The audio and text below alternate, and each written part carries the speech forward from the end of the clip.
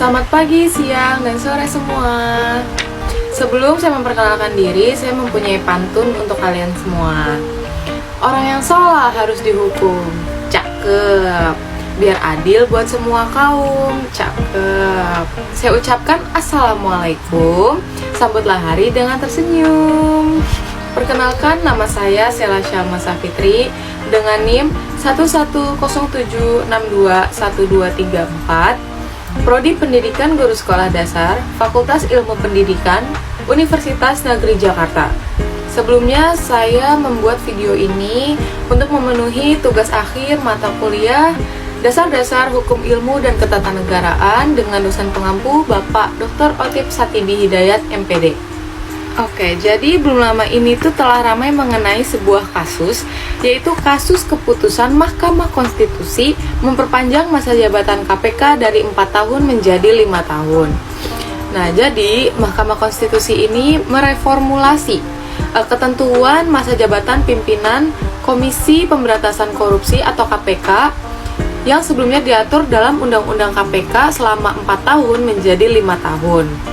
Nah, Mahkamah Konstitusi ini menyampaikan bahwa pengaturan masa jabatan pimpinan KPK yang berbeda dengan lembaga lain sama saja dengan diskriminatif, melanggar prinsip keadilan, serta penalaran yang tidak wajar. Nah, pengaturan semacam itu telah melanggar Undang-Undang Dasar 1945 Pasal 28D Ayat 1. Akan tetapi, keputusan tersebut itu tidak langsung bulat ya teman-teman. Nah, dari 9 hakim konstitusi yang ada, keputusan tersebut hanya disetujui oleh 5 hakim konstitusi, sedangkan 4 hakim lainnya itu mengajukan pendapat yang berbeda atau tidak setuju. Nah, Mahkamah Konstitusi menyadari bahwa pengaturan masa jabatan pimpinan Komisi Pemberantasan Korupsi atau KPK ini sebenarnya merupakan kebijakan hukum dari pembentuk undang-undang itu sendiri. Nah, dari yang sudah saya baca, itu dapat dikatakan bahwa Mahkamah Konstitusi itu tidak bisa menyerahkan penentuan masa jabatan pimpinan KPK ini kepada pembentuk undang-undang. Nah, hal ini dikarenakan penentuan masa jabatan pimpinan KPK sangat terlihat perlakuan yang tidak adil, yang seharusnya diperlakukan sama sesuai dengan prinsip keadilan yang ada. Nah, seperti yang sudah saya sebutkan tadi, bahwa terdapat 4 hakim konstitusi yang memiliki pendapat yang berbeda atau tidak setuju jika masa jabatan pimpinan Komisi Pemberantasan Korupsi atau KPK ini diubah dari 4 tahun menjadi 5 tahun. Mereka menolak permohonan Gufron untuk mengubah masa jabatan pimpinan KPK karena Gufron tidak memberikan sebuah argumentasi tentang keterkaitan masa jabatan KPK dalam konteks kelembagaan KPK itu sendiri.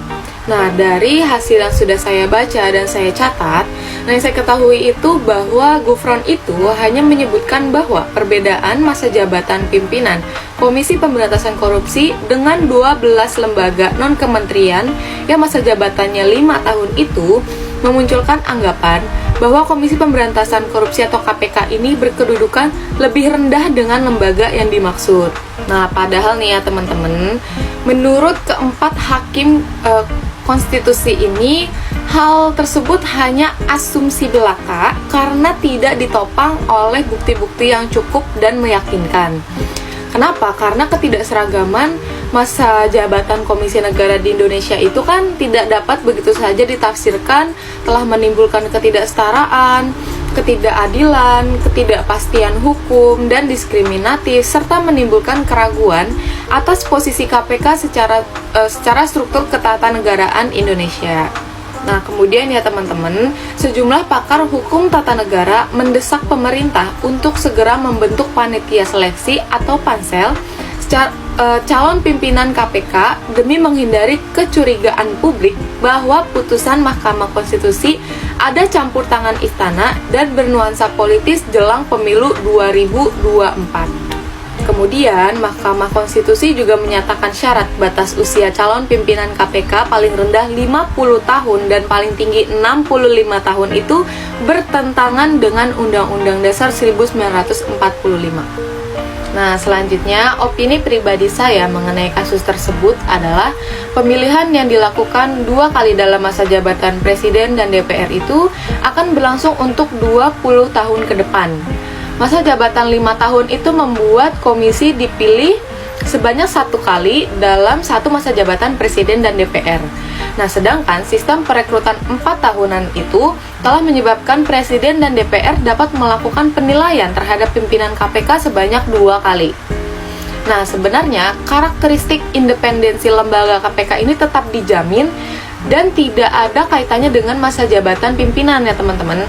Nah, seperti yang kita ketahui, masa jabatan sejumlah komisi atau lembaga lainnya itu memang beragam atau berbeda gitu ya, tidak sama gitu. Tidak sama 4 tahun semua, atau 5 tahun semua, atau 3 tahun semua ya teman-teman. Itu semuanya berbeda. Nah, intinya nih ya teman-teman, menurut opini saya, apapun keputusannya, saya mendoakan yang terbaik untuk Indonesia ini agar lebih maju ke depannya. Mungkin sekian saja opini saya mengenai kasus tersebut. Sebelum saya menutup video ini, saya punya pantun penutup.